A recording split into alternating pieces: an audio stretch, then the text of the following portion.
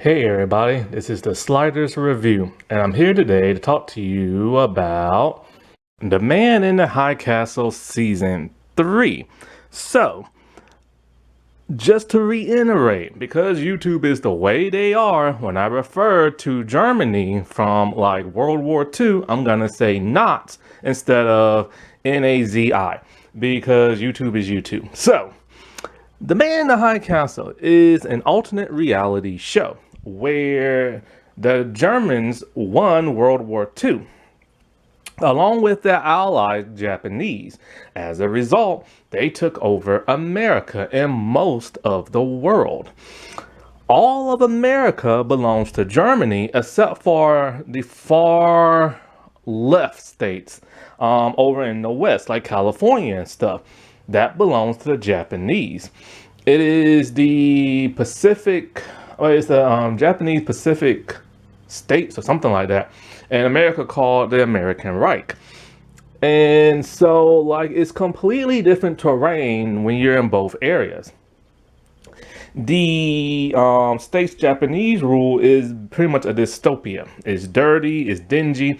Whatever races are left over live in like, squander and everything. Living in like roach like apartment building looking type things. It is really, really a dystopia. Then you get to the neutral zone and it's a little bit cleaner. It's more like wilderness and stuff like that.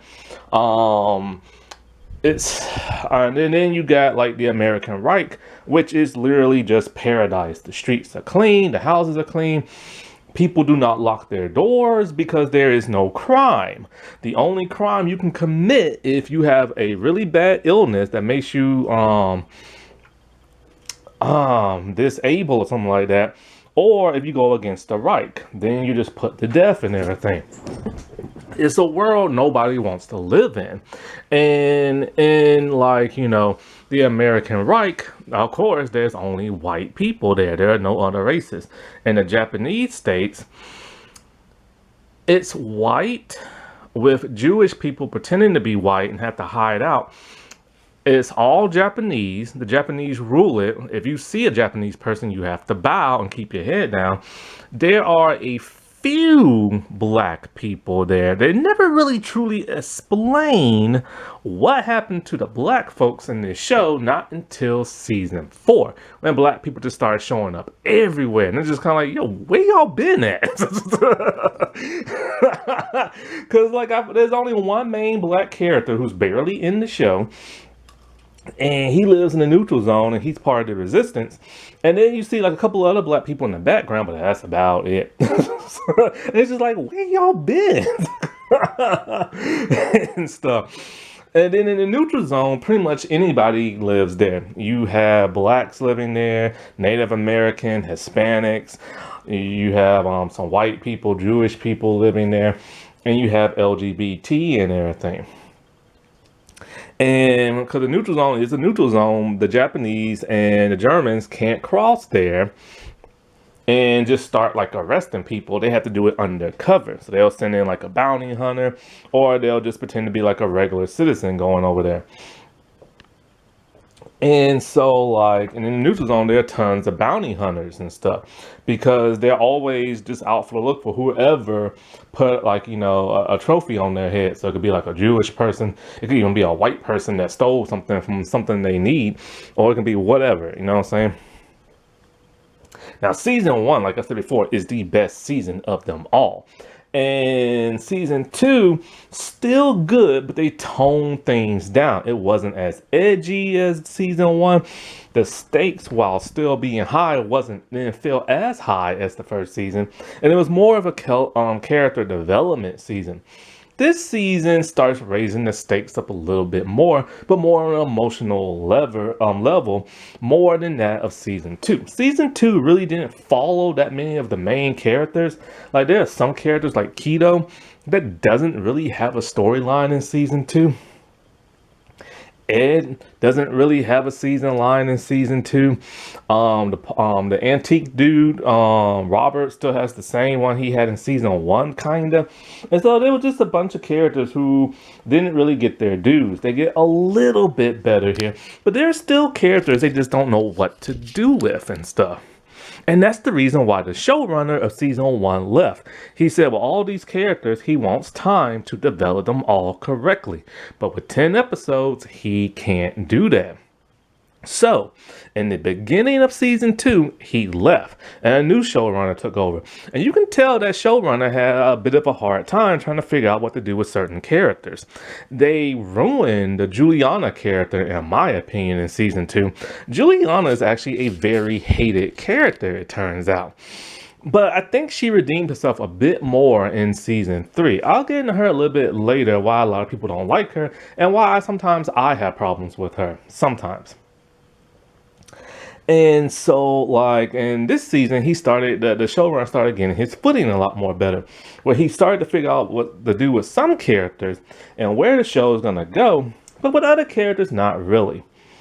And so, like, in season 3, the Germans now find out about the multiverse, which is the worst thing they could have found out about. Because now they want to be able to cross and be able to take over other parallel dimensions and stuff. Pillage from like their communities, take their like materials, their scientific technology, their people, like whatever they can get to make themselves more advanced. Because the technology in the Reich is advanced as it is. Because even back in the real world in World War II, Germans always had like really good technology and like stuff for like war and everything, you know? Weapons and stuff. Here it's no different. Here their technology has advanced so much they have webcams that they can chat with each other and stuff like that via a TV screen and everything. And it's just kind of like, what? But that's to show just how advanced their technology is and stuff. And so there's a man who lives in the neutral zone who has all these tapes from other parallel dimensions called the Man in the High Castle. But for the most part, he was a mysterious character. They kind of explained his character a whole lot better to even where he got the tapes from and stuff. It turns out that he is also a traveler. He'll go to other dimensions and see what's going on. But for the most part, all these tapes that he has have been recorded from other worlds, and other travelers who were refugees who was able to cross came over to his world, which is the main world this show is set in, and gave him the tapes. This inspired him to be all like, you know what, we can defeat the Germans and the Japanese and everything. So he started building a resistance and started showing the tapes to other people. Once the Germans found this out, they wanted to excommunicate him and everything. And so anybody who was seen having a tape is prosecuted. This is what happened in season 1 with a character named Trudy. Trudy had a tape. She lived in the Japanese states. They found out, killed her, and her sister Juliana took up her cause. And as a result of this one tape from season 1, everybody's life was affected who knew Juliana. Frank, Ed, the pawn shop, but the antique dealer type dude. Even like, you know, some of the people in the who are high ranking up and stuff. So it's like everybody's life got affected by this. And all they want is their freedom. They want the world where the Allies won and stuff, you know, like our world and stuff, and to where the Germans were defeated.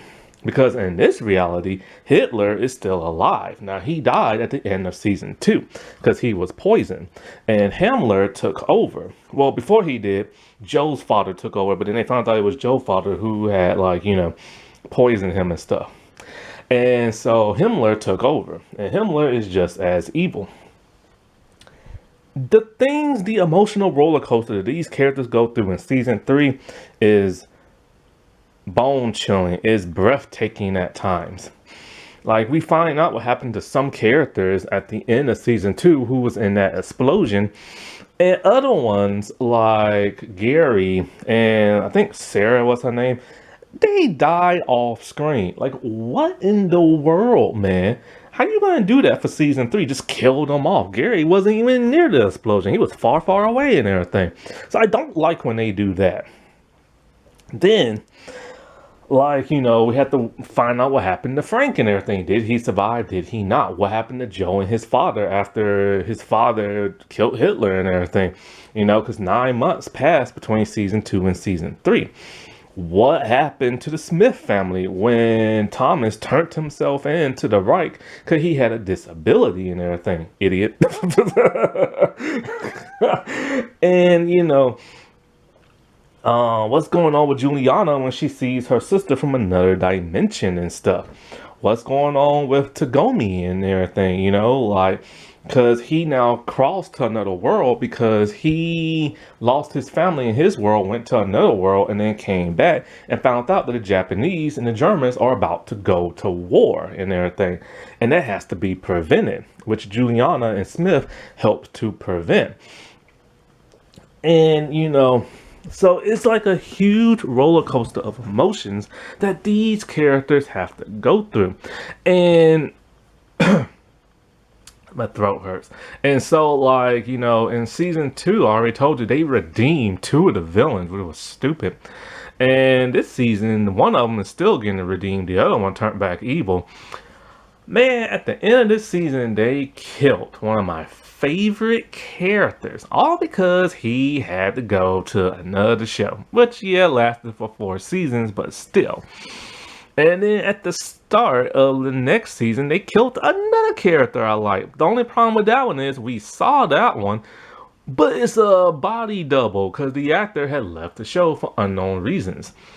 By the time you get to season 4, a couple of characters are just gonna like disappear from the show. It's like they don't know what the world to do with them. And that bugs the crap out of me. Because in this season, they will show a character that was introduced in season 2, and she's a supporting character for a main character.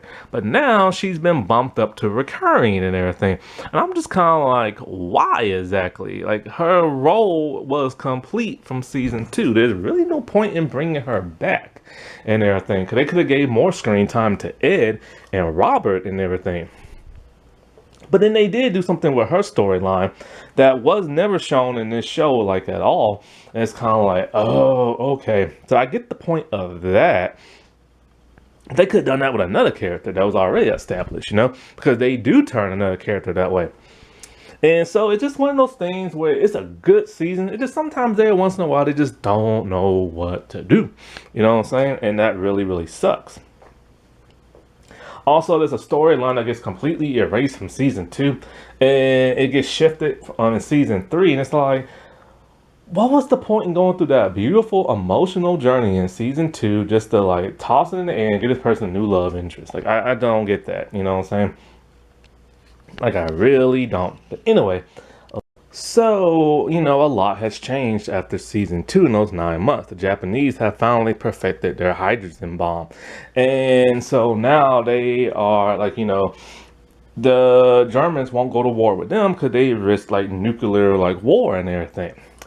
Keto's been promoted and like, what is it? Something that, they're starting to reshape America now because, Germany took over and like, they haven't fully dismantled a lot of American monuments and stuff. They melted down this season the Liberty Bell and made like some type of German symbol and everything. In this season, they literally blow up the Statue of Liberty. In season 4, we see the Washington Mall that's literally just rubble and everything. Like, it's heartbreaking to see because, these monuments mean a lot to people. But I get why they do this for the show. Because this show will trigger some people, you know what I'm saying? But this show is also good storytelling. And so, okay, so Trudy. So the one who started all this, you know what I'm saying? All this craziness. So I assume at the end of season two, when Juliana sees that there's a different version of Trudy, we were gonna get like all this Trudy stuff in the season because we never got nothing from her. We got a few minutes of her in the first episode of season one. And that's because the actress does other projects like Titans, where she's Wonder Girl and stuff. But sadly, she doesn't last that long. Maybe like 2 episodes, and that's it. She is from another dimension where in her world, her Juliana died. And so, like, her and Juliana, they just click instantly. Like, they just think of each other as sisters, even though they are dimensional sisters and stuff. And so they're living with the man in the high castle and his wife out in their farmhouse and stuff in the neutral zone. But we see her being very, very tired and everything. And she mostly just like, walks around really slow, doesn't really do much. There was really no point bringing her back if she wasn't really gonna do nothing. And so her and Juliana are being trained about like how to fight with guns and stuff and learning more about the tapes and all this other stuff. Because they had to fort like a break-in and stuff with bounty hunters. And so they head back to California, which was really stupid. Because it's like, Juliana's a wanted woman in the Japanese states, and Trudy's dead. So if people see them wandering around, it ain't gonna be good. And of course, that's exactly what happens. So I think somebody was being something would happen. Something happened between something in the streets. I think a bunch of people was getting shot because they're trying to find out, like, the people who blew up the Japanese, building, and killed like a lot of their commanding officers and stuff. So people are being executed on the streets, and Kido sees that of Juliana. Then he sees Trudy, which just surprises the crap out of him. He's the one who killed Trudy. So he don't know what the world's going on. So he arrests both of them. And while they're in prison, it's so disturbing. They're in their nightgowns. They're chained to like a wall. And Trudy's gonna, she's asking like, what are they gonna do to us and everything? And Juliana tells her plain simple, they're gonna torture the crap out of us and everything. So she tells Trudy to just like, travel back to your world and everything because, just leave me here. And Trudy like, nah, I ain't gonna do that, we're sisters and stuff. Well, Tagomi finds out they've been captured and he has them released, which pisses off Kido because he wants to know how the world is Trudy still alive. But, Tagomi's all like, oh, it's just a different person. Like, nah, man, these are the same fingerprints and the same woman and all this other crap. So he lets them go and stuff, right? But here's the thing. Something else happened to, I forget how or what. Is something happens when they get like captured again or something like that. Or maybe they're still captured here. And Trudy finally decides, okay, I am going to travel. So she disappears, and of course this raises a bunch of questions and everything. Now the thing that's kind of odd is that they never truly addressed this, but one of the rules for travelers is that you're only allowed to travel to a world in which you never existed or you died in. And you can't stay there that long. You have to travel back to your world because you will get sick and everything, which probably explains why she always looked tired. And after that, no more Trudy, not no more in season 4, nothing like that. And it was kind of like a waste of time spending it with Trudy because we really wanted to see more. Here's a character we don't know too much about, who is literally the center of how all this stuff started and everything, Nicole. This character was introduced into season 2, and she's Libra born, and that's basically where the Germans wanted the superior person, like kids that are like experimenting on and give tons of vitamins to, and teach them to be the elite of the elite and everything, like Joe. And she is the one who convinces Joe to accept his Libra bornness and to stay in Berlin and rejoin the Reich and everything. And so her whole motivation in season 2 was just to be around Joe and to get him to accept who he is. They kissed one time, I think they made out, and she got him on drugs. Other than that, she's just like a wild, loose type of person. And for the most part, her story should have concluded in season 2. However, now she's brought in season 3. Which I didn't understand why. She moves to the American Reich from Berlin, and she's a film photographer of all things. She makes films and direct movies and stuff, like propaganda type stuff. And so it's just kind of like, what the world kind of storyline is this? All she's doing is just wandering around, videotaping, and making movies, and that's just about it. I'm like, that's a waste of a character and everything, especially somebody who was just a small recurring role from the second season. But then they put her in a different role that makes a little bit more sense because they wanted to show a different aspect of something we never seen before. She, like I said before, is very wild. And in season 2, she was shown to be straight. Now in season 3, she's shown to be bisexual and everything. And this is one topic the show has never really delved into at all. You got the hint it might have been, but nobody really knew. And so she meets this woman who is like, husband is high ranking, like a general or something like that. Her husband is secretly gay. She is secretly a lesbian. So, what's her name brings out the freak in her and stuff. And they go to like a lesbian bar. Now, this is against the law. One, because it's the 1960s, just like it was in America, but also because Germans, the Nazis, don't believe in homosexuality and everything. To them, it's perversion. So they have to sneak around. And, J. Edgar Hoover's in this of all things. I'm like, what the world? And they show him to be a gay man. And so, like, this was an interesting topic to discuss in the show because we don't know how, the right handles stuff like this. And now we know. The lesbian bar gets raided by Himmler. He tells his people to raid it and arrest everybody for perversion and stuff because he knew she was part of like their inner circle.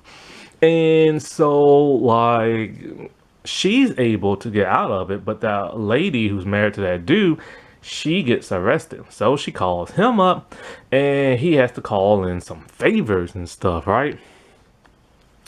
And so, like, he's pissed because he's all like, you could have, like, exposed us both and stuff like that. And so she gets deported back to Berlin because Himmler tells her, this is perversion. I can't believe you, blah, blah, blah. This is a sin and all this other stuff. And she's now just gone from the show. And I'm just kind of like, this storyline, while important, was kind of pointless and everything, because it could have went to more character development with like Ed and everything, right? But of course, he's not in the Reich, he's over in the neutral zone.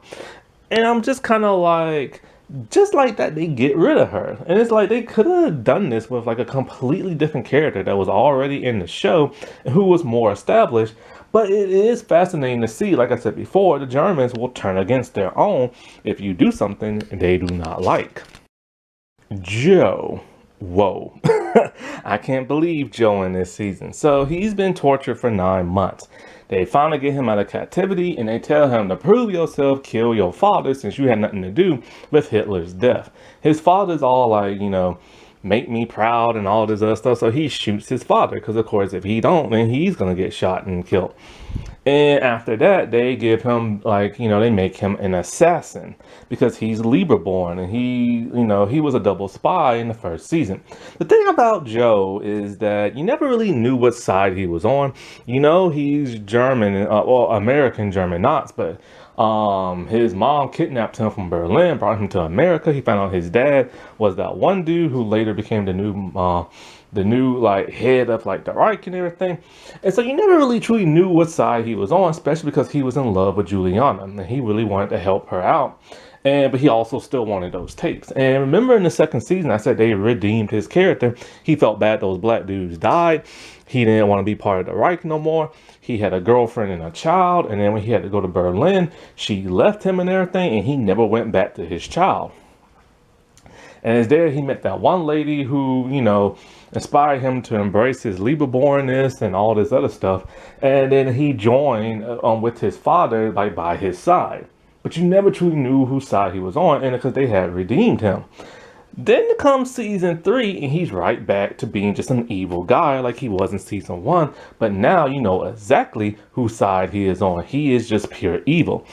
There's a bunch of Reich soldiers who have defected to the Japanese, and they want all those people dead along with Tagomi and everything. So he heads on over there, and he's just taking them out left and right.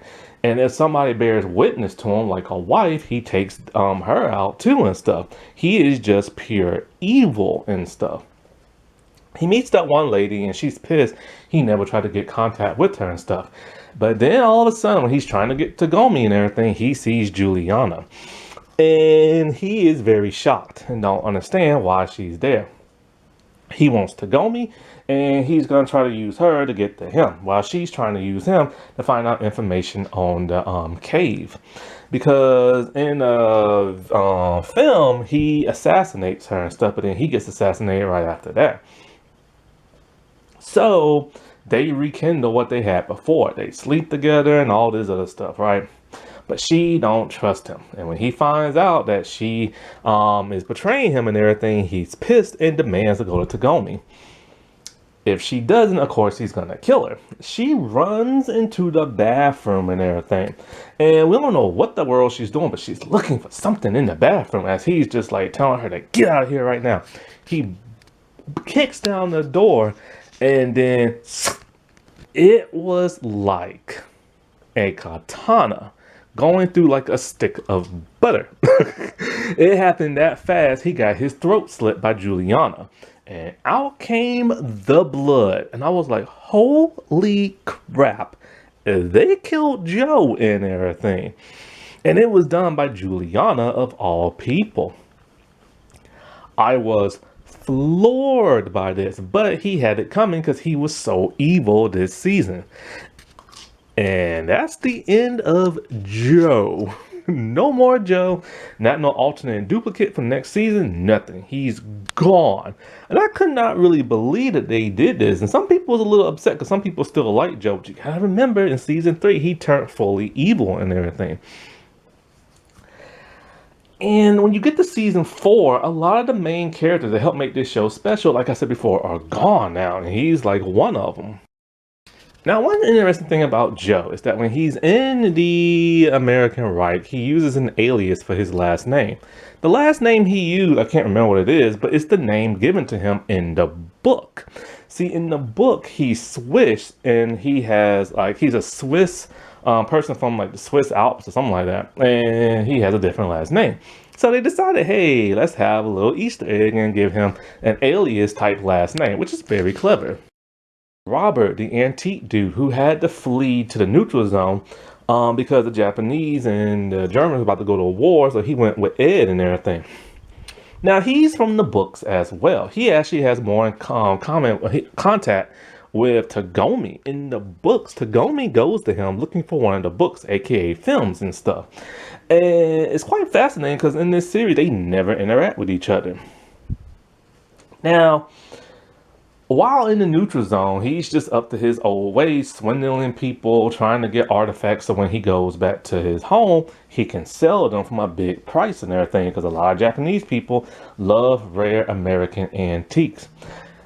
And so, like, him and Ed are, they can't agree on the price and stuff like that because he's trying to swindle people, but Ed is keeping him honest.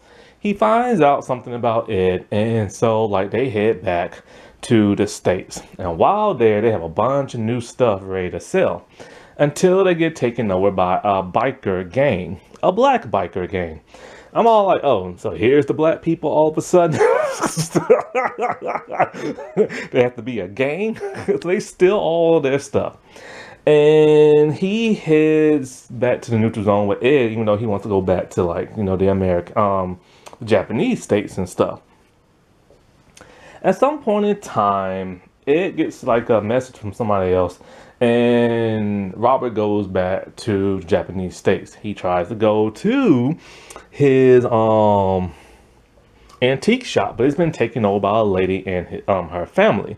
So he has to go into like a roach motel. While there, like always, he likes to hire like white prostitutes and dress them up as Japanese women. He went over his time limit and did not pay, so she sent in the enforcers, and they went there to rough him up. After getting roughed up and everything, he's just, this whole season, he's just in despair. He wants his old life back and everything. See, even though the Japanese will treat him badly, he loves Japanese women to death and everything. Like, he just loves them, and he's willing to work with Japanese men to sell them things. So he has a good relationship with them and stuff. Even though it sucks to be under their rule, he makes the best out of it. And he doesn't want to be in the neutral zone with, like, other races and his own race and stuff. He'd rather be exactly where he's at. But he loses it after getting beat up. He goes back to his shop, breaks in, scares the woman and her kids, and starts taking his stuff back. This is when he gets arrested and Kido gets to him. They torture him so bad because he's just a spineless wimp. So, because the Japanese in this series, oh my God, they scared the piss out of me and everything. I'm like, crap, dude. Like, they are scarier than the Germans and stuff. Their police will beat the snot out of you. So he gives up Ed's like location and what he's been up to, but he doesn't know exactly where Ed is, which sends Kido on over there. Knowing he screwed up, he calls back to where Ed used to be at, but the phone is tapped. After that, Kido gives him back his shop and stuff like that, but he feels like, terrible and everything. When he finally does meet back with Ed, Ed gives him some bad news. So the two of them decide to honor the respect of a friend of theirs and stuff. Lim is the only black dude in the series until season 4. And he always pops in and out. He did more in season 1, barely anything in season 2, and he's just a footnote in season 3. Basically, when Juliana needs his help, he's there, and then he's gone. I'm like, what the world, man? See, this is why they had to bring in so many black people in season 4 and give them justice, because they didn't do no justice with them here. Because it's kind of like, well, where are the black people? Like I said before, in the books, the black people have been re-slaved, and so has Africa. Now, when you get into season 4, some events happen, and Smith's daughter asked her, where are all the black people at? Because there used to be tons of black people in America before we took it over. And he's all like, well, what did your school say? And everything. He's like, well, they went back to Africa. And they worked for the Reich. Seriously, we had to go back to Africa and work for the Germans, right? Like, what the world? He's all like, well, I guess that's what happened then. And then the other sisters all like, that's a lie, right?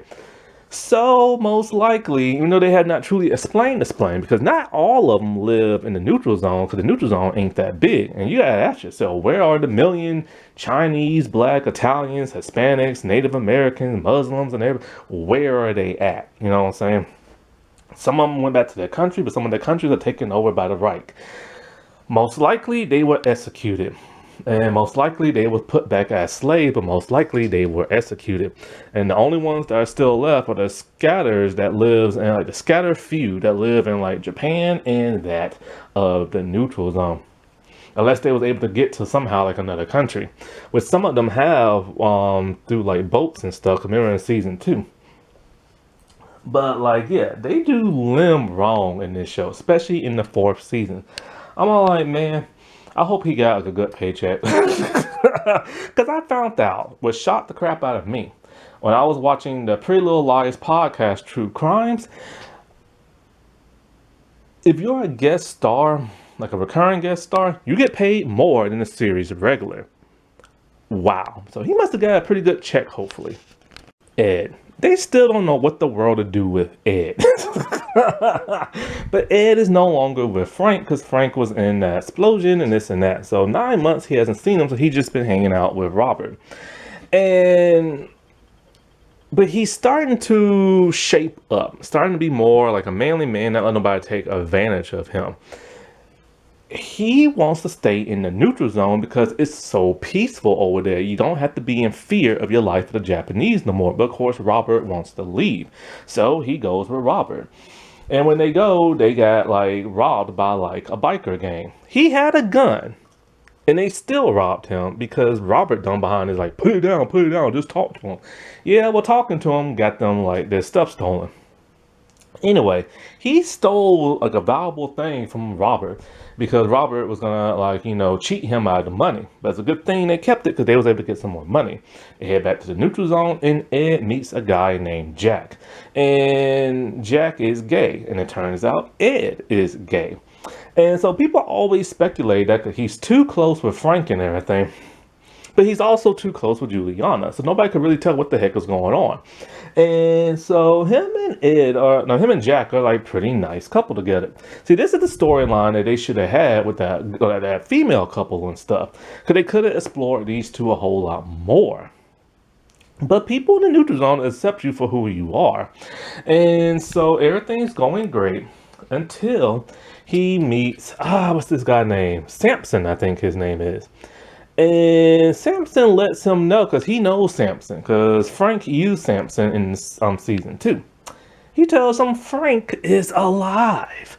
We've been seeing posters that, he's executed and all this other stuff, but no, he is alive.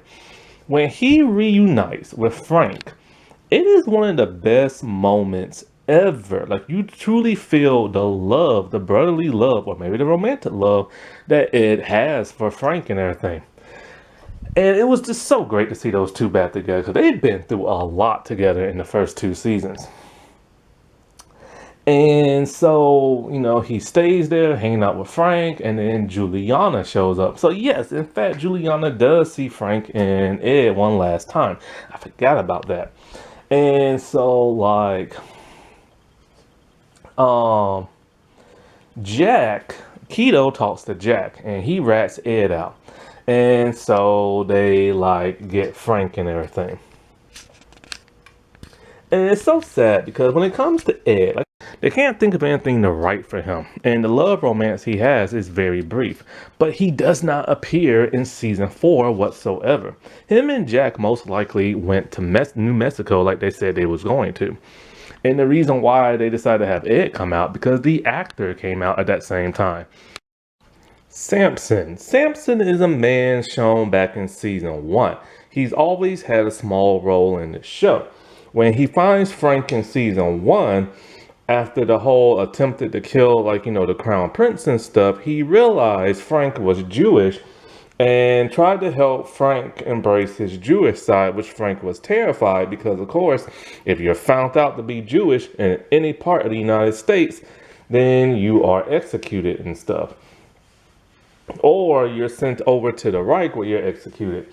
And so he helped Frank embrace that side of him. But he was very briefly shown in season 1. In season 2, we only see him in one episode for like a minute. Basically, Frank needed to make a replica for Robert to sell. And he needed a specific type of metal. So him and Ed went to Samson. Samson's all like, this metal's going to be hard to come by and it's going to be pricey and all this and stuff, and he doesn't have it. So Frank basically used him to get that material and didn't care if it starved his family and stuff. This was during a time when Frank became a very dark person. In season 3, he is elevated more to a series regular. And for some reason, he has joined the Resistance, which is something was kind of shocking because he's never brought that up in any part of the other seasons. And so now him and his family lives in the neutral zone. Why they went there, nobody knows. But they live out in the middle of nowhere at this church chapel with a bunch of Jewish refugees and stuff. They so they can have their freedom. They pretend to be Christian, like a Christian church and stuff like that, in case somebody comes by. Well, they mostly get a bunch of bounty hunters and stuff, which they have to deal with. And 2 of them are there, looking for Jewish people. He met this one lady, I forget her name. I think it's Lorraine or something like that. And she pretty much runs that organization. And those 2 are an item. His 2 kids are there as well. The Jewish community, they ended up finding Frank after the events of season 2. when he was badly wounded. They took him back there and they nursed him back to health. One of the major events that Samson does this season is that like he reunites Ed with that of like Frank. Not only that, but he gives Frank his bar mitzvah, which was a very uplifting experience seeing Frank being a grown man experience this for the first time. As for the two bounty hunters that came there, they assume that, they scared them away, but no, they're hanging around the bar and they're coming back. Because, you get a lot of money if you can turn a Jewish person in. Samson did the most ballsy thing ever towards the end of the series. He sits down, he buys both the bounty hunters a drink, pretending to be like, a Jewish hater and stuff. And you can tell he's nervous and kind of shaking a little bit. And he's all like, how would you two feel? So those two men, they hate Jewish people, right? They're white. And he's all like, how would you feel if you knew you interacted with one? They're like, what you talking about? You're like, well, you're sitting down with one right now. And then they look at each other kind of weird. And the next thing you know, bang, he has two guns underneath the table and just blows those guys away and then walks out the bar.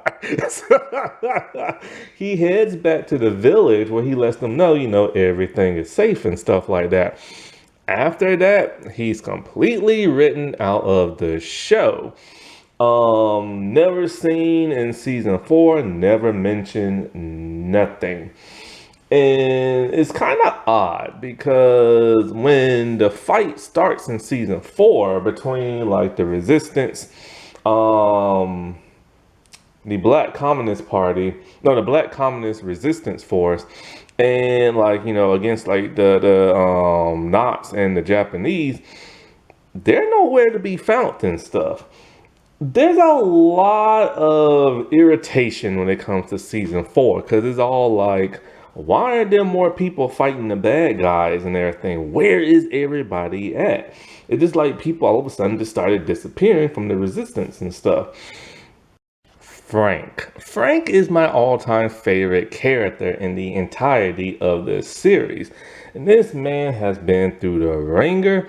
Man, it's an emotional roller coaster of a ride when you go back from season 1 all the way to that of season 3 when it comes to Frank.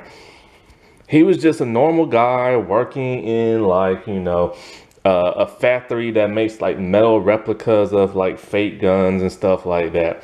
His girlfriend was Juliana. His best friend was Ed. He had a pretty normal like life and stuff like that.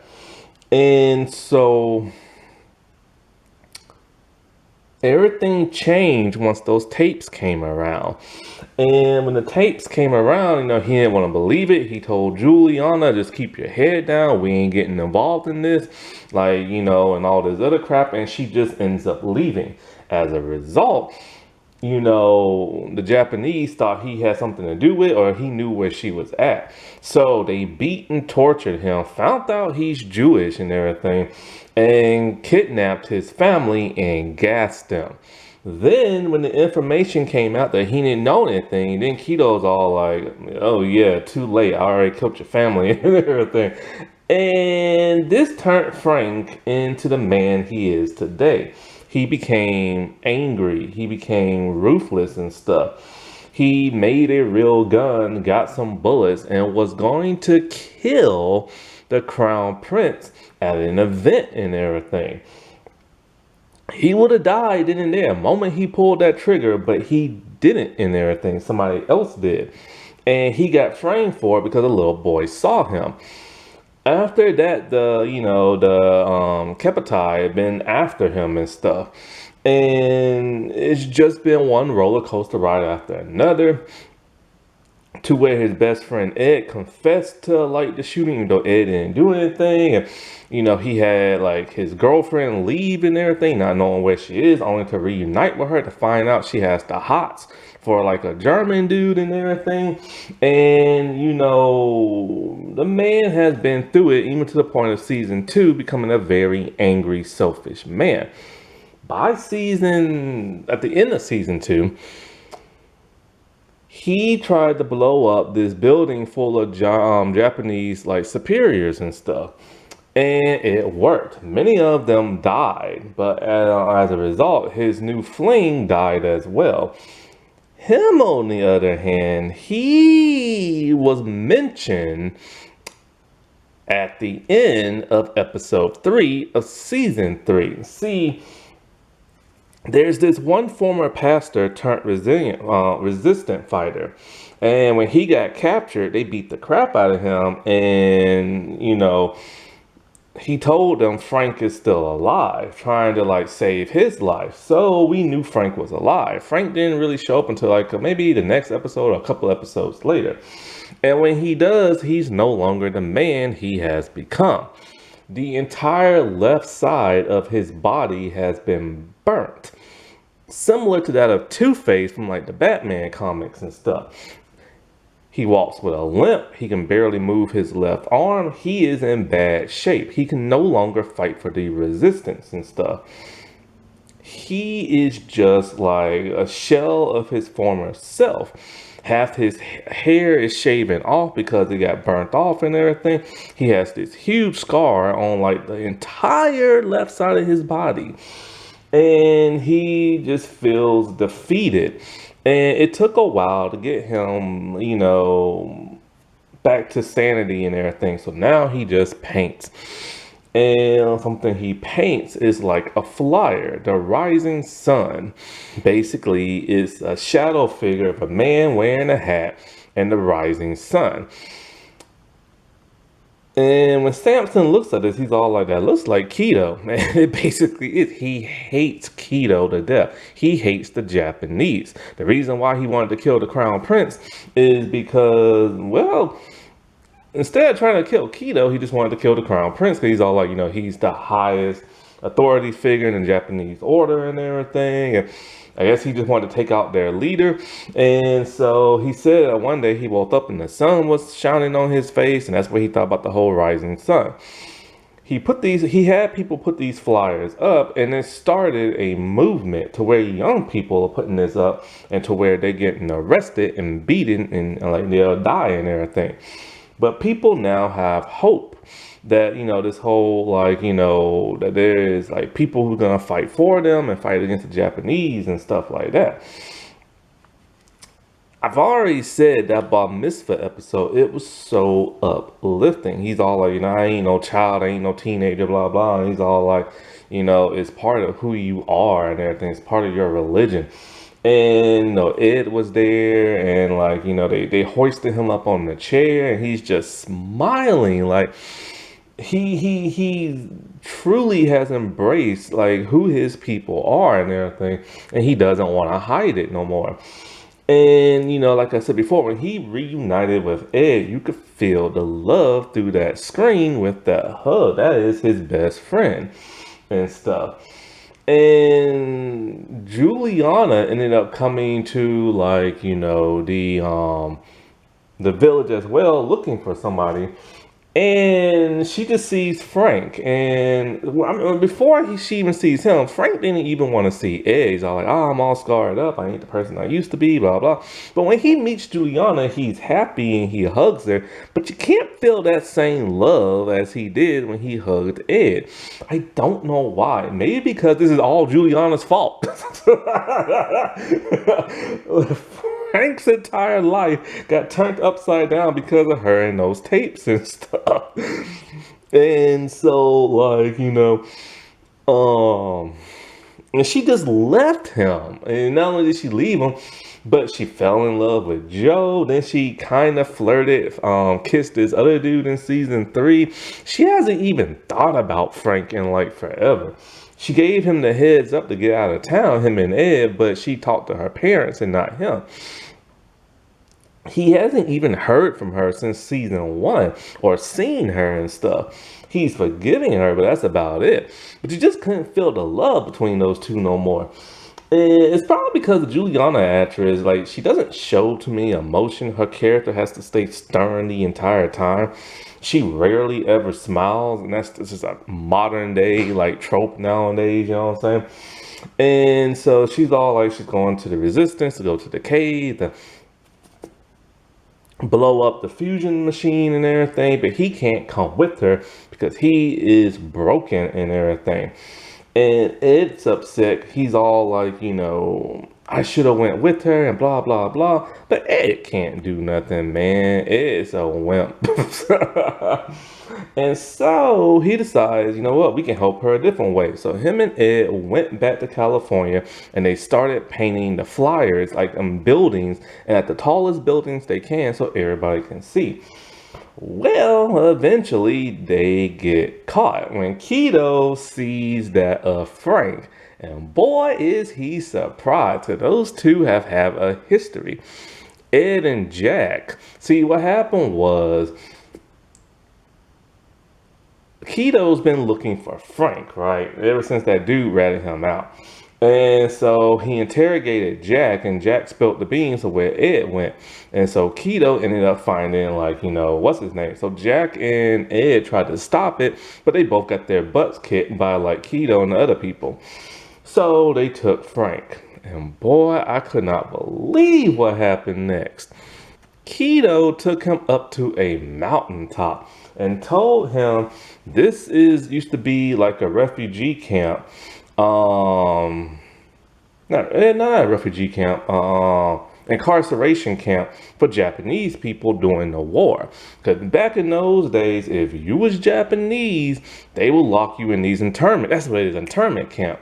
They will lock you in these internment camps in America, like our American history and stuff. And they didn't care if you were Japanese, Chinese, Filipino. If you looked Asian, you went to those camps. And one of the most famous people went to those camps. The guy who played Sulu in the original Star Trek, George Takei, he was forced to go to one of those things when he was younger. I was shocked to hear about that.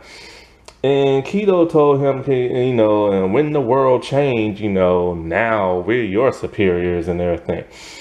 And Frank literally told him, back when I tried to kill the crown prince and everything, I did that because I was just done. Like, I didn't care if I lived or died no more because Keto took everything away from Frank.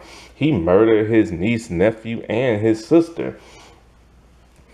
And, because Frank has pretty much he died that day, but then a new person got reborn in the resistance fighter that he was. And so he got on his knees and Keto went Highlander on his behind, chopped his head clean off. And you saw, and they didn't shy away from it. Like the Highlander television series, when they chop somebody's head off, they turn the camera. No, they went Highlander, the movie on this dude. You saw that head bounce completely off. It is disturbing. And Frank is now no more. He is dead. He is off the series. He is killed. He doesn't even appear in season 4. He doesn't even appear in like a flashback. I was stunned. First Joe, now him. I was mad. But there was a reason why they killed his character off. See, the actor got a new gig playing a white lighter on the CW Charmed reboot. And that lasted for 4 seasons and stuff. And on that show, he got to use his real British accent and stuff because the actor's British. Never knew that. He sounded so American and stuff. And man, I couldn't believe they killed Frank. Cause like I said, when this man has been through it, he has been through it and stuff. This is why I kind of wish they just would have ended it after 3 seasons, but no, they had to stay around for a 4th season. And so Ed Jack went to Robert and told him what happened and stuff. And they decided to pay their respects to Frank by painting the symbol on the tallest building in San Francisco and stuff for everybody can see. Now, the problem with Frank's little banner symbol type thing is that, yes, it inspired people in season 3 to fight the cause of everything.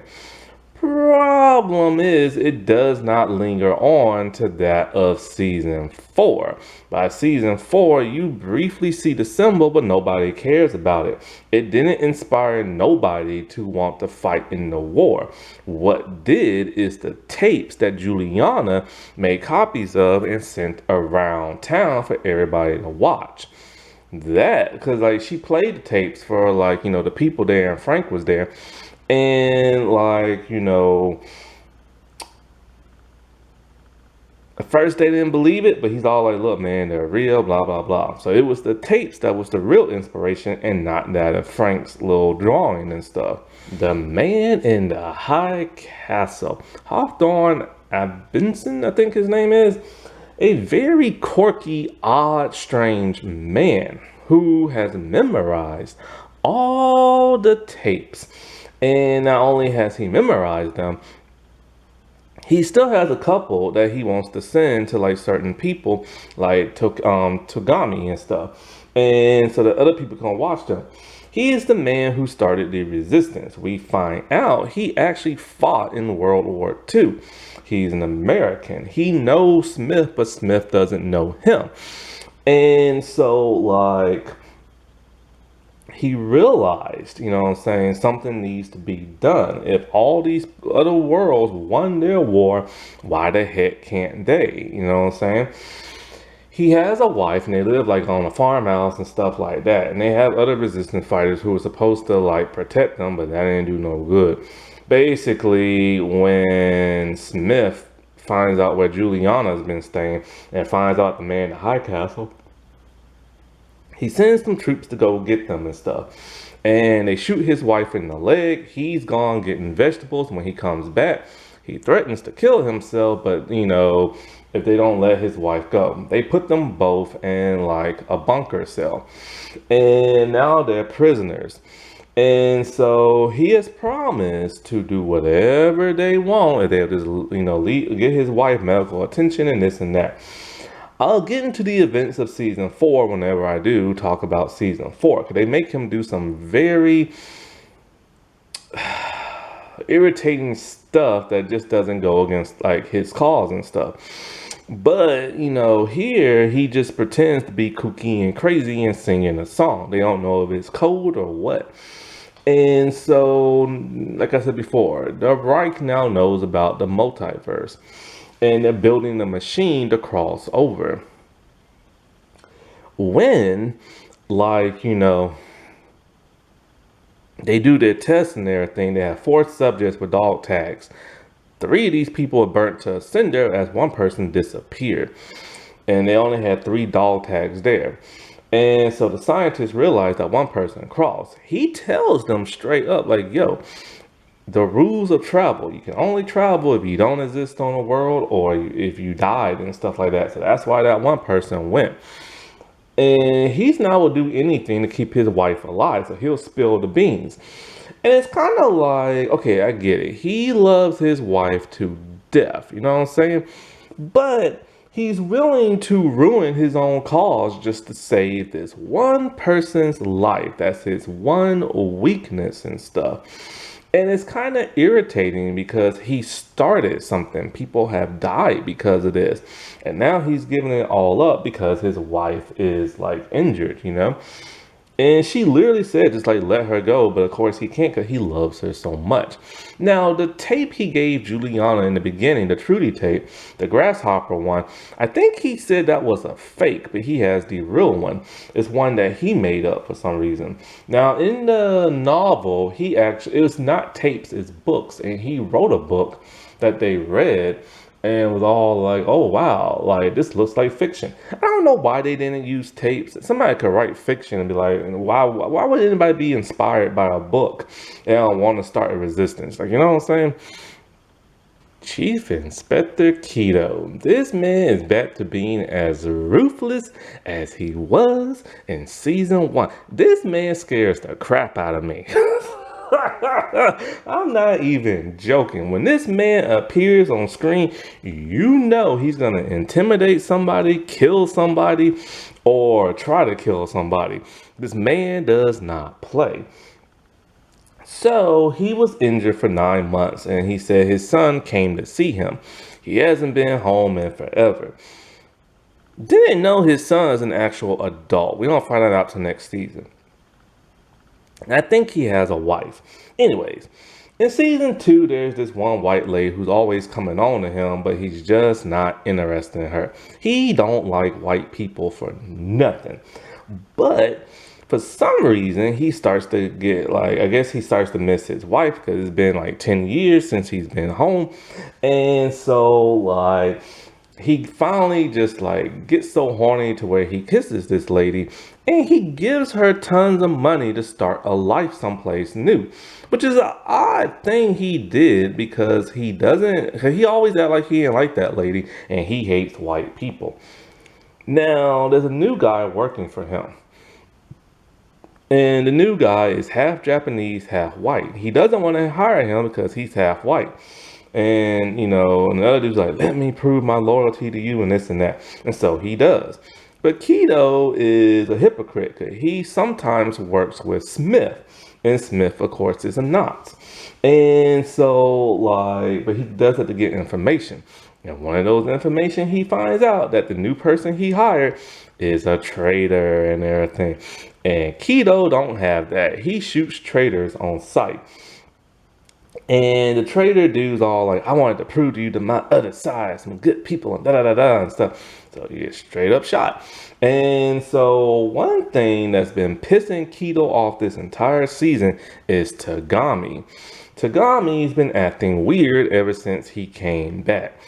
And Keto don't understand why Juliana is under his special protection and how the heck is Trudy even still alive.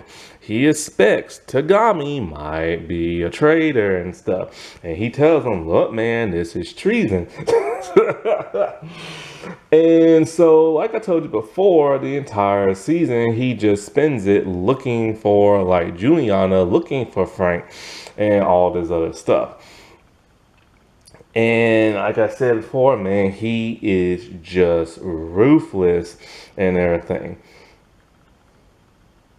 Tagami. Okay, this time he's not last. The mysterious man is no longer mysterious in this season. In fact, one thing is strange.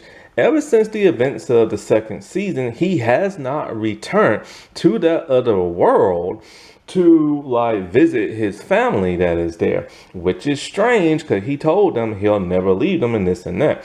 But of course, like I said before, he can't stay there for too long because, if he does, he'll get sick and die. So he has to always come back and forth. But this season, they make no acknowledgement he ever wants to go back there. He starts to tell people like Keto and other people that, there are parallel worlds and this is where I've been and blah, blah, blah. But Keto does not believe him and stuff.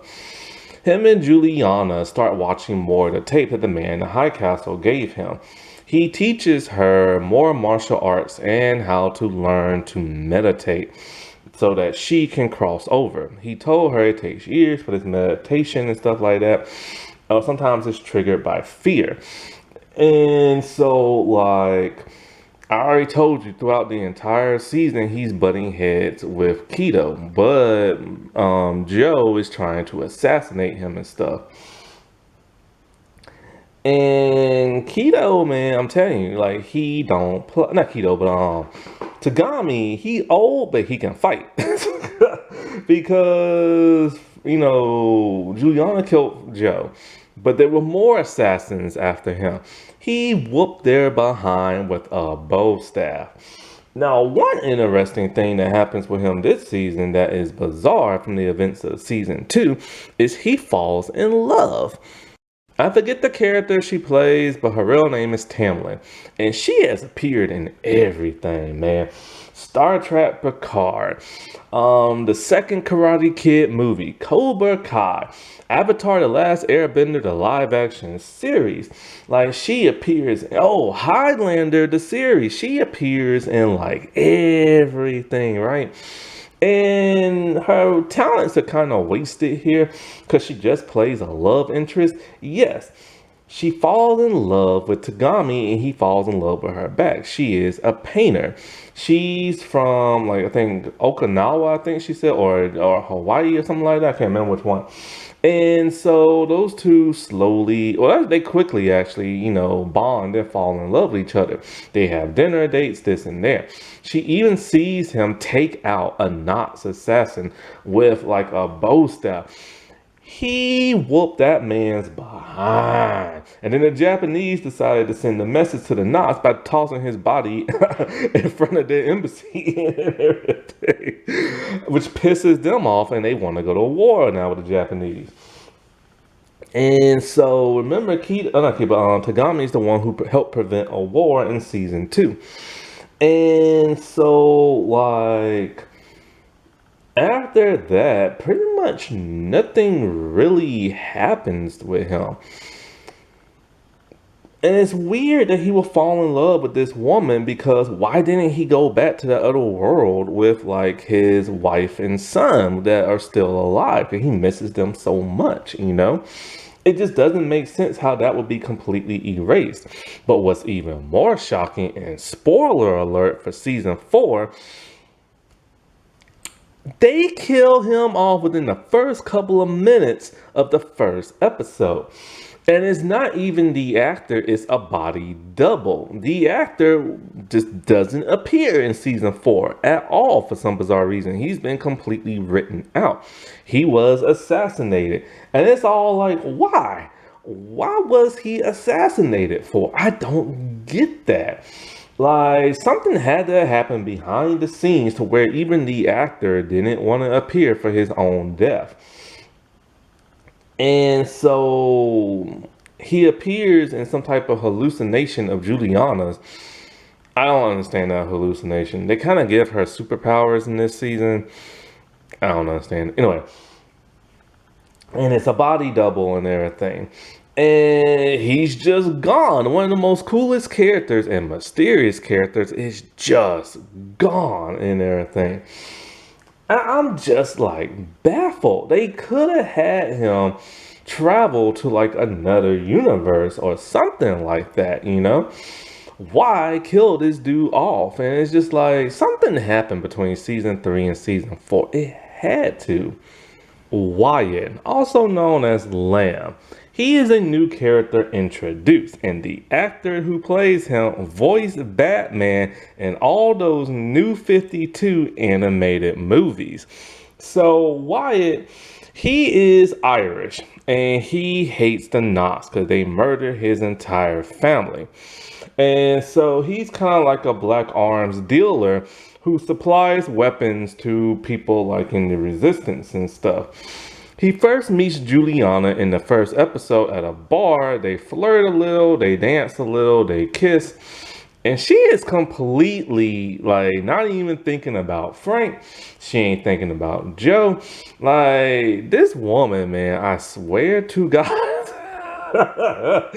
So then halfway into like the season and everything, she needs help because she is in trouble. So she calls him and everything. And she needs help getting in touch with Lim. And I guess like somehow he's able to find him. Lim has kind of like been nicer in everything. Like just like letting people meet the man in the high castle, something he would have never done before and stuff like that, And so he helps Juliana, like, in a way he can. And they meet the man in like the high castle, and they go to that one Jewish area and stuff like that. So she needs help getting to this one mountain and everything, because like there's a cave in this mountain, and it's like she keeps having these dreams about it and stuff like that, these visions. And so he's gonna help. When he watches the video, he doesn't necessarily believe them, but then after a while he does, and he tries to persuade other people to believe them as well. Things get really dicey because she needs a forged document paper when she gets into like the Reich and everything. But of course, like, he knows some people who work in the Reich, and that's how he gets certain things done. But, things go wrong when a bunch of like rookies are there with his friend, and so his friend kills the rookies, but then they end up killing him. They do whatever it is they have to do to get like, where she needs to go. When they go to where the fusion machine is, they try to blow it up, but they are unable to because the machine has started. After explosion and they get separated from her, they separate from her. He's a major player, spoiler alert, in the 4th season when it comes to the war and fighting in the resistance. Why couldn't Lim be the person in charge of the resistance? I don't understand that. He's been there since season 1, and this guy is brand new. I swear they do Lim so like wrong, man. Like I swear. And it's funny because like when he's with Juliana in that village and Frank is there, Frank does not like him. He's all like, what's it in it for you? Because he knows Juliana's gonna mess around with somebody. Himmler is the new man in charge after Hitler dies, and he is just as evil. He's also been grooming that of John to take over his place and move higher up. So he keeps a close eye on John. And he literally tells him, get your house in order and keep your wife in check because, any deviation in your family will be punished and stuff.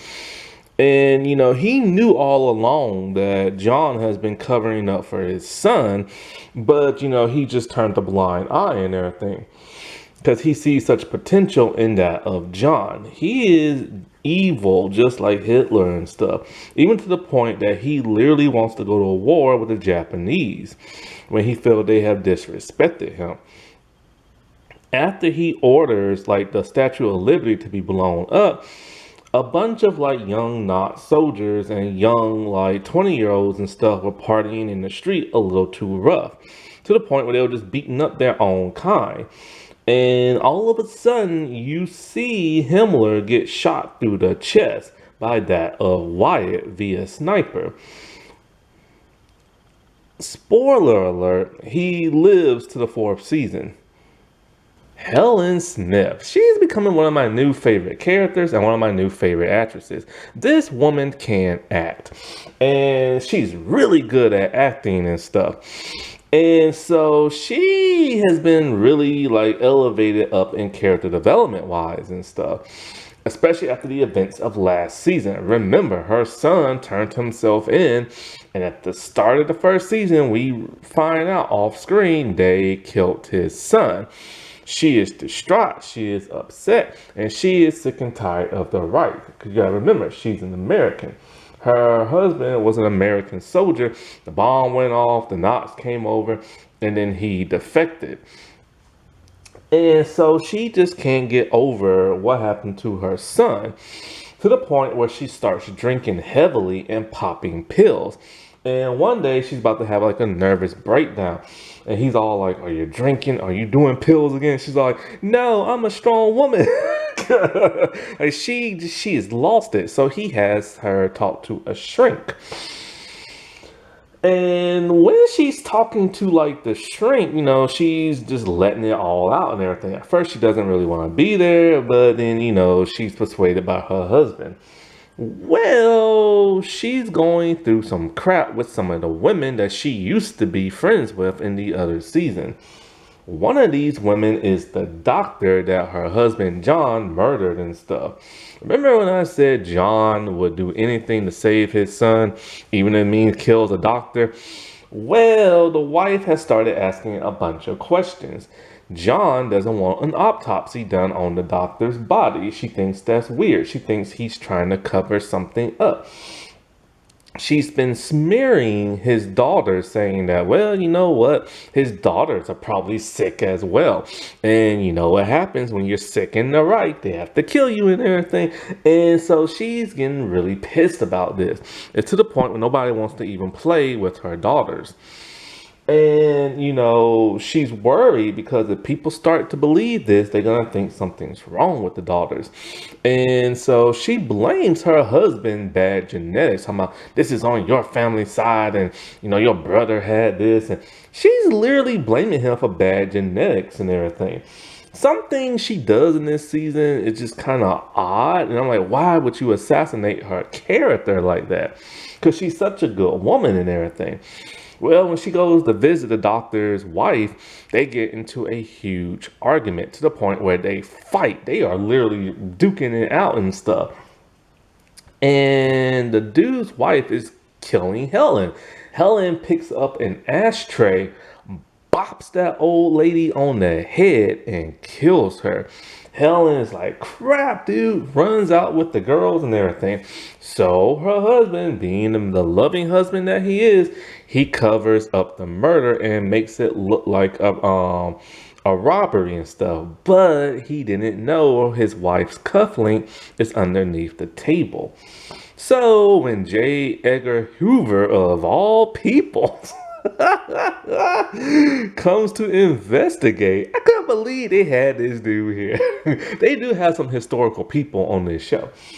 So he finds the evidence that he needs and he's ready to arrest Helen. But here comes John saving the day and blackmails that of J. Edgar. And so everything's going good, but now this is where the assassination part of her character comes in. She falls in love with her shrink. She has like a dream where they're like doing it and stuff. And then she's just starting to fall for him because why? He is actually listening to her.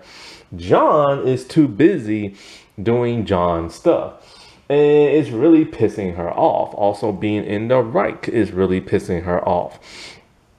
And it's to the point where she's starting to talk against the Reich. Well, the psychiatrist tells John that, look, man, she's talking bad about our people and stuff. Not only that, but she kissed me, and I can't see her no more as a therapist because he don't want to get like taken out by John. So John confronts her about it, but he doesn't mention like, the affair. And he's just like, you can't talk about the Reich like that. You can like, they will get you and everything. And she's like, how you think I found out the shrink told me? She's like, well, did he tell you anything else? He's like, what do you think? And I'm surprised she would have an affair on her husband. Her husband has been doing everything he can to keep that family safe. That's one of the main reasons why he defected to the Reich. When we'll see in the flashback, he just wants, because, she was pregnant with his son. And of course, if you didn't defect, you probably would have ended up dead in prison or ended up in the Japanese states. And so that's one of the reasons why he did what he did. He did everything he could to not only keep Thomas alive, but to keep that a secret. And he did everything he could to keep his wife safe from not going to jail for murder and stuff. So this man has done everything for her, and she goes and have an affair, and then she calls him and tells him, I can't take it no more. I'm taking the kids and I'm leaving you and everything. Like, she's just sick and tired of him because he's all for his job and she's tired of the Reich and she wants to move to the neutral zone and everything. So that's what she does. Why? Because now they're coming after her daughters. Because of all this talk of they might be sick, they have to get tested, their blood, to see if they have any impurities or like any defects or anything like that. And when they go to test her, so John is literally trying to postpone it the best way he can. But then he tells her, we can't keep postponing it because they're going to think we're hiding something. And so she don't like that because he's now higher ranking up than what he was before. But it's going to look suspicious if he keeps like, deflecting and everything. So when they go to test her daughter, and the daughter is scared because she knows what happened to her and everything, Helen smacks the syringe needle out that woman's hand and tells them, like, get out of my house. And then that's when she calls John and be like, look, I'm leaving you and everything because I've just fallen out of love with you and everything. I'm still shocked because this man has done everything for her. But I like the fact she has the balls to leave the Reich and everything. What happens in season 4 is like an oh my God moment. So Johnny Boy himself, John Smith, John is still on his redeeming factor from that of season 1. He's been redeeming ever since season 2. He's pissed about what happened about his son, but there's nothing he can do about it. They even named a school after his son and built a statue in his image. John is starting to be suspected. They're starting to suspect that, like, John has covered up his son's illness and might have killed that doctor dude. So John's trying to do everything John can do to stay alive and keep his family alive. But there are people in the Reich who are investigating very hard on him, to where they are starting to find evidence. Well, when they get the evidence they need, and especially that of the cufflink from J. Edgar Hoover, see, John found out something really interesting. He's a nosy man. And remember Nicole's girlfriend, her husband? He's the one been boinking that of J. Edgar Hoover and stuff. So when John found that out, he blackmailed that man at the last minute. It's all like, hey man, you know what they do to gay folks in the Reich. So when the one dude who kept accusing John and everything for trying to hide stuff, he went to, like, Himmler and everything.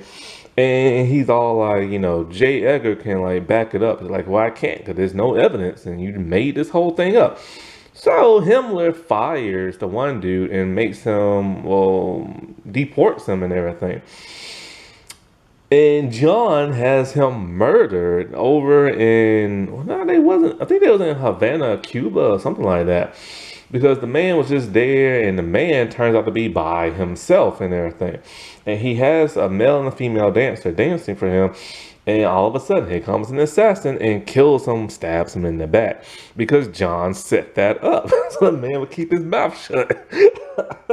John, like I said, would do whatever it takes. But it turns out Himmler's been like, look, man, I've been grooming you from the start because I want you to take over in case anything happens to me.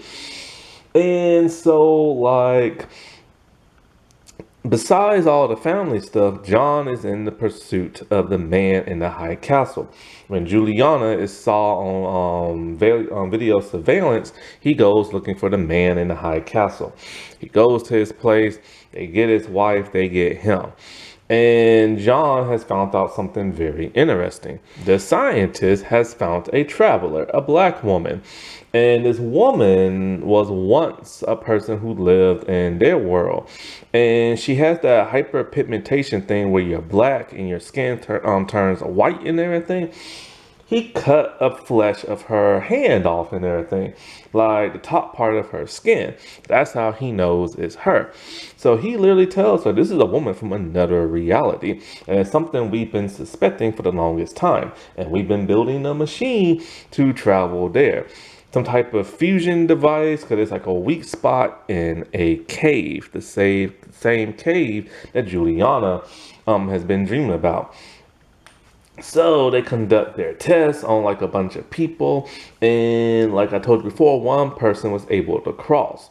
Well, when they capture Juliana, because they hear people in the rafters, she's taken prisoner, and then something crazy happens. So they have redeemed John for the most part, but he still works for the Reich and he will still do for whatever the cause. What they do to him in season 4, I just cannot believe. It's like, why? Why reverse all this crap? Now, one thing I forgot to mention this season when it comes to John is that he becomes very, very obsessed. Once he gets the tapes of the man in the high castle, he can't help but to watch them. And when he spots his son in one of these videos, he is shocked and amazed, where he watches video after video after video. And watching these videos is also what helped causes his wife to get irritated by him, because he's not paying attention to her, but he's not telling her what's on these videos. So secretly, he wants to, thinking to himself, he can probably get his son back if somehow he can travel to one of these other worlds and stuff. And last but not least, Juliana herself. I will say she's a whole lot better this season than she was last season.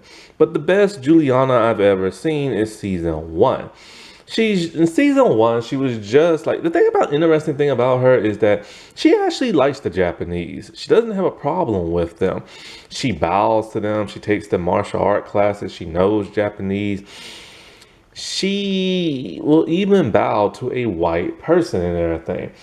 And you think she would hate them because they killed her sister, they've been in pursuit, they brainwashed her stepdad and everything. But she doesn't hate them for whatever reason. And she's been working for the resistance ever since, even when they tried to kill her in season two for when she betrayed them and everything. Now, the thing about Juliana is that she is very hated by the fan base. They say she's selfish. They say she has no emotion. She's irritating. She gets people killed. All this other stuff. I will say this. She is the main protagonist, so therefore she's front and center. And for the most part, she seems to be somewhat perfect. Like, even when there are obstacles in her way, she always manages to find some solution out of it, either by somebody else or on her own means. She'll either get into a shootout, she'll fight somebody, or somebody else will help her out. If she needs something she can't get, all of a sudden there's somebody who can get it for her. If there's an obstacle in her way after she gets what she needs, don't worry, there's somebody else there to help save her. It's to the point of irritation, but she does have flaws. She is very selfish when it comes to these tapes. She never listens to anybody and everything, and as a result many people have died as a result of her or been tortured and stuff.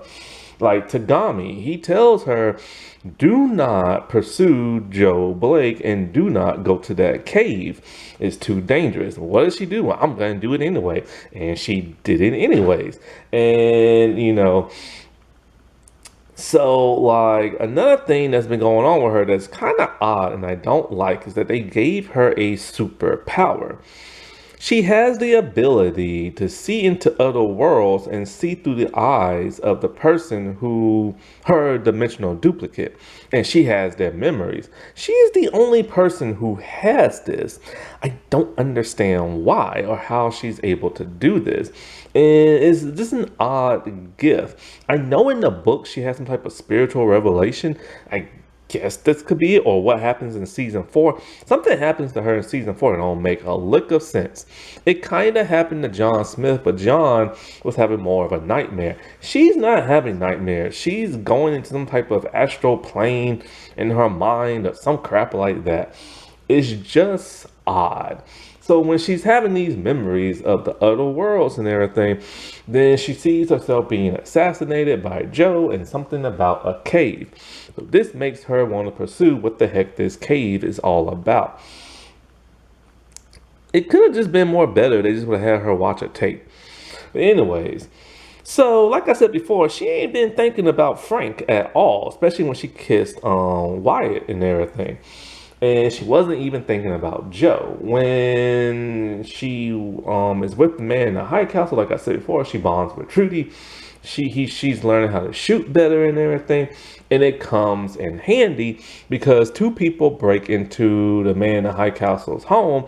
And she hears it, and she hears them being taken hostage, and it's a shootout and everything. She goes to Tagami and learns how to meditate so she can pass to another world. Why he wants her to pass to another world? Heck if I know. And she picks up on this meditation stuff very quickly and stuff. And so, when she sees Joe, she starts up her love romance again, but she's using him to find out about this cave. But I think she also misses him because in season 2, when she defected to the Reich, she was looking for him and stuff. And so, of course, she doesn't believe him. And when she finds out he wants to off Tagami and everything, of course, I told you what happened in that hotel and everything. So she sees the map of like the cave, and she gets help from Wyatt to like, go there with some people and stuff.